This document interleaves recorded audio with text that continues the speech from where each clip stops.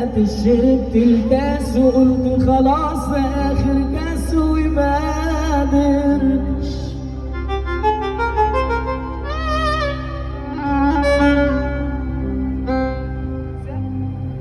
سألت الناس عن طعم الكاس قالوا مرار مرار مرار ما صدقتش. شربت الكاس وهازم وقلت خلاص ده اخر كاس وما قدرتش. شربت كتير وانا صابر على المكتوب، ندمت كتير ومش قادر يا عيني اتوب، وقال اعرف انه هيطول كنت سمعت من الاول كلام الناس.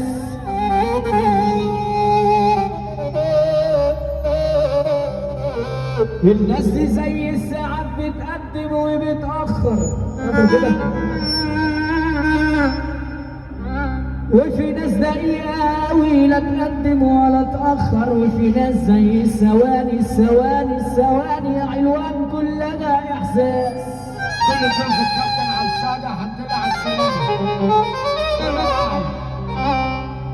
وناس زي العقارب بتأذي كل الناس. أعمل إيه طيب؟ يموت يتطفر. وناس بتيجي لحد الجد وبتركن، وإن كنت صاحب جدع له ناس. انزل بقى وان كنت غاوي الرجال صاحب جدع له ناس. سيبك من الندل يا عيني ده مشي الندل بيأخر.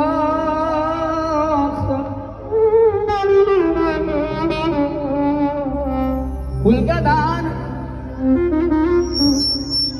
خسرتني كتير انا الجدعنة. امسك ده ما اصل فند معاك الرنين طبعا عدوا عالم رحنا على اعمال الكاسبين. والجدعنة خسرتني كتير انا الجدعنة. أخرتني كم سنة كم سنة الجدعنة. لموت زمن الرجولة ولا زمن البطولة،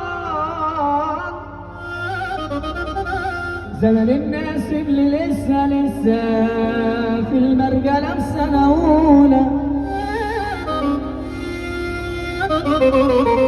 واعمل حسابك وحاسب